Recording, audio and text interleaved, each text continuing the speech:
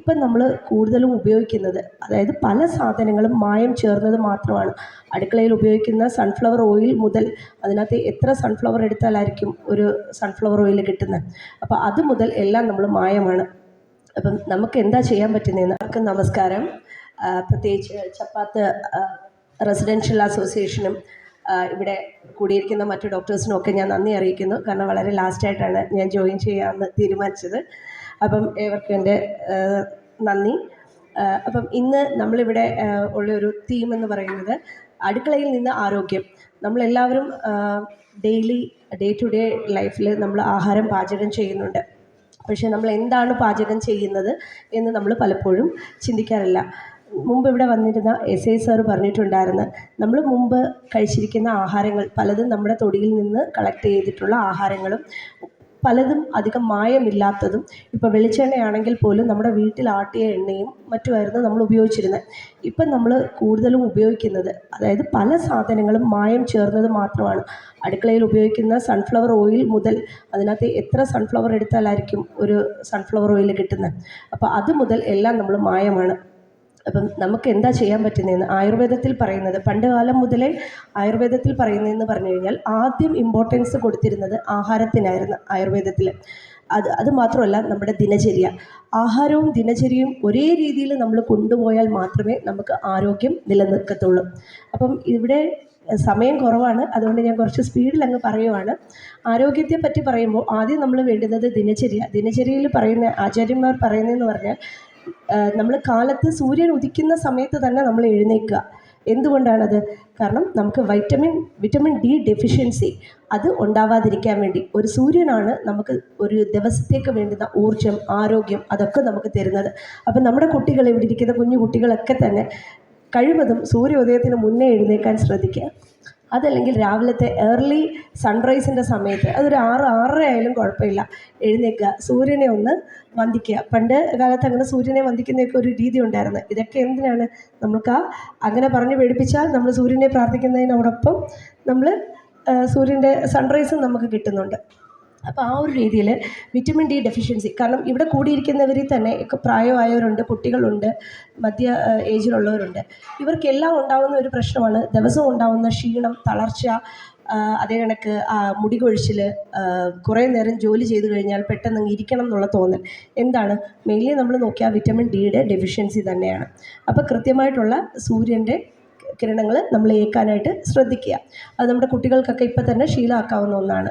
മറ്റൊന്നെന്ന് പറഞ്ഞു കഴിഞ്ഞാൽ, നമ്മുടെ ആരോഗ്യമെന്ന് പറയുന്നത് നമ്മൾ കഴിക്കുന്ന ആഹാരമാണ്. അതായത് നമ്മൾ പറയുന്നത് നമ്മളുടെ ദഹന പ്രക്രിയ ശരിയായില്ല എന്നുണ്ടെങ്കിൽ നമുക്ക് ഒരുപാട് അസുഖങ്ങൾ നമ്മളിലോട്ട് എത്തിച്ചേരുന്നത്. അത് മറ്റൊന്നുമല്ല, പണ്ട് നമുക്കറിയാം, നിങ്ങൾ ചുറ്റിലും നോക്കുന്ന ഇവിടെ ഉള്ളവർക്ക് എല്ലാവർക്കും അറിയാവുന്ന കാര്യമാണ്, ഈ നമ്മുടെ പൂച്ച അല്ലെങ്കിൽ പട്ടികൾ ഒക്കെ ചില സമയത്ത് വന്നിട്ട് ഈ പച്ച പുല്ലൊക്കെ തിന്നുന്ന ഒരു സമയം കണ്ടിട്ടുണ്ടായിരിക്കും, ആരെങ്കിലുമൊക്കെ കണ്ടിട്ടുണ്ടായിരിക്കും. എന്തുകൊണ്ടാണ്? അവർക്ക് എന്തെങ്കിലും തരത്തിലുള്ള ഇൻഡൈജഷൻ ഉണ്ടെങ്കിൽ അവർ പ്രകൃതിയോട് ഇണങ്ങിയ ആഹാരങ്ങൾ കഴിക്കാനായിട്ട് ആ സമയത്ത് ശ്രദ്ധിക്കുന്നത്. അപ്പം ഒരു ഇൻഡൈജഷനിൽ നിന്ന്, അല്ലെങ്കിൽ ഒരു കൃത്യമായിട്ടുള്ള ദഹന പ്രക്രിയ നടന്നില്ല എന്നുണ്ടെങ്കിൽ ഒരുപാട് അസുഖങ്ങൾ വരുന്നുണ്ട്. അതായത് നമുക്ക് ആസിഡിറ്റി, അൾസർ, മലബന്ധം, piles, constipation, fistula, fissure, cancer മുതലായ ഒട്ടനവധി അസുഖങ്ങളാണ് അതുമൂലം തന്നെ നമുക്കുണ്ടാവുന്നത്. അപ്പം നമ്മൾ ആദ്യം, പ്രത്യേകിച്ച് ഇവിടെ കൂടിയിരിക്കുന്ന അമ്മമാർ ആദ്യം ശ്രദ്ധിക്കേണ്ടത്, തങ്ങളുടെ കുട്ടികൾ ദിവസവും ടോയ്ലറ്റിൽ പോകുന്നുണ്ടോ, അത് കൃത്യമായിട്ട് പോകുന്നുണ്ടോ, അവരുടെ മലശോധന ഏത് രീതിയിലാണെന്ന് നമ്മൾ ശ്രദ്ധിക്കാനായിട്ട് ശ്രമിക്കുക. പണ്ട് കാലത്താണെങ്കിൽ കുട്ടികൾക്കൊക്കെ ദിവസവും രാവിലെ കുറച്ച് 1/2 ടീസ്പൂൺ അഷ്ടചൂർണം തേനിലൊക്കെ കൊടുക്കാറുണ്ട്.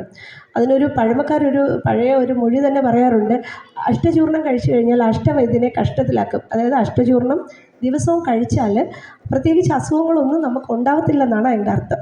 അപ്പോൾ കുട്ടികൾക്കൊക്കെ ഒരു 1/2 ടീസ്പൂൺ അഷ്ടചൂർണം തേനിൽ ചാലിച്ച് ആഴ്ചയിൽ 2-3 ദിവസം കൊടുത്താൽ തന്നെ ഒട്ടനവധി അസുഖങ്ങൾ മാറിക്കിട്ടും. ദഹന സംബന്ധമായ പ്രശ്നങ്ങളെ ഒരു പരിധിയിൽ കൂടുതൽ മാറ്റാൻ സാധിക്കുകയും ചെയ്യും.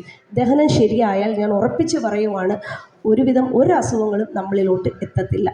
പിന്നെ ഇവിടെ പറഞ്ഞിട്ടുണ്ട്, മില്ലറ്റ്സിനെ പറ്റി പറഞ്ഞിട്ടുണ്ട്. വിഷകരമായിട്ടുള്ള ആഹാരങ്ങൾ നമ്മുടെ ഭക്ഷണത്തിലോട്ട് ഒരുപാട് കയറാതിരിക്കാൻ നമ്മൾ ശ്രദ്ധിക്കണം. ഇപ്പം നമ്മൾ ഈ പറയുന്ന കണക്കുള്ള ഫാസ്റ്റ് ഫുഡ്, മാഗി അല്ലെങ്കിൽ ബർഗർ അല്ലെങ്കിൽ ബിസ്ക്കറ്റ്സ്, അൺവാണ്ടഡ് ആയിട്ടുള്ള ഇതെല്ലാം നമ്മളൊന്ന് ഒഴിവാക്കാൻ ശ്രദ്ധിച്ച് പണ്ടത്തെ നമ്മുടെ കുഴക്കട്ട, ഇലയപ്പം ഇങ്ങനെയുള്ള കാര്യങ്ങളിലോട്ട് പോകാനായിട്ട് ശ്രദ്ധിച്ചാൽ അത് നല്ലതാണ്.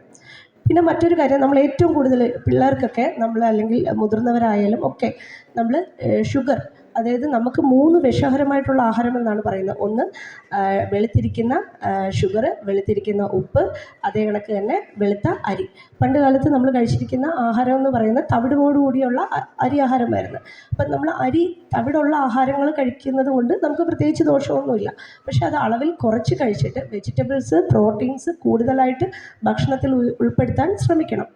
അതായത് നമ്മളുടെ ഒരു ദിവസത്തെ ആഹാരം എന്ന് പറയുമ്പോഴത്തേക്ക് നിങ്ങൾക്ക് ഇപ്പം മില്ലറ്റ്സ് വളരെ നല്ലൊരു ഐറ്റമാണ്. മില്ലറ്റ്സൊക്കെ ഡെയിലി ഉപയോഗിക്കുന്നത് നല്ലതാണ്. പക്ഷേ പറ്റാത്തവരിൽ തവിട് കളയാത്ത അരി കൊണ്ടുള്ള ചോറ്, അതിനോടൊപ്പം തന്നെ വെജിറ്റബിൾസ്, നിങ്ങളുടെ അവിയലാവാം, തോരനാവാം, അത് കൂടുതലും നമ്മുടെ പറമ്പിൽ നിന്നോ അങ്ങനെയൊക്കെ കിട്ടുന്ന, അല്ലെങ്കിൽ ഏറ്റവും വിഷഹരിതമായിട്ടുള്ള പച്ചക്കറികൾ, അതിനകത്ത് ഇലക്കറി ഉണ്ടാവണം, ഫൈബർ അടങ്ങിയിട്ടുള്ള ഭക്ഷണം.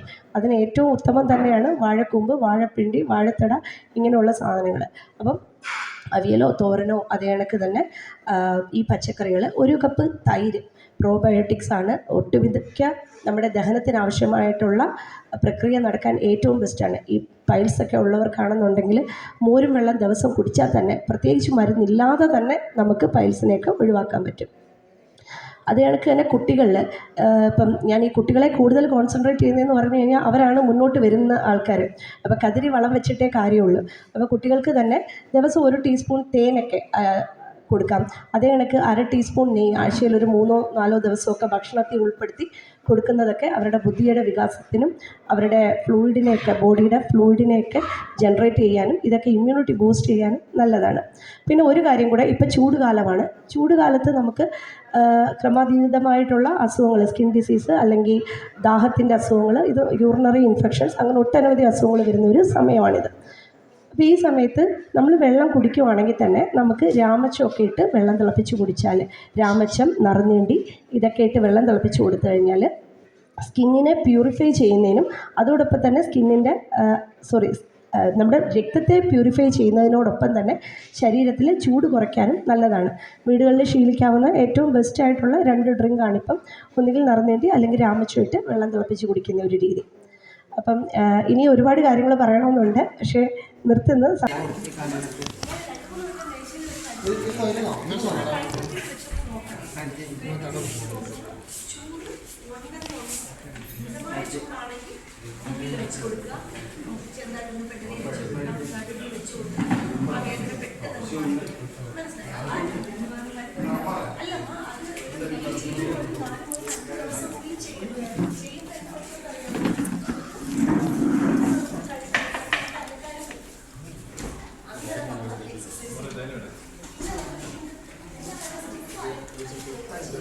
Okay,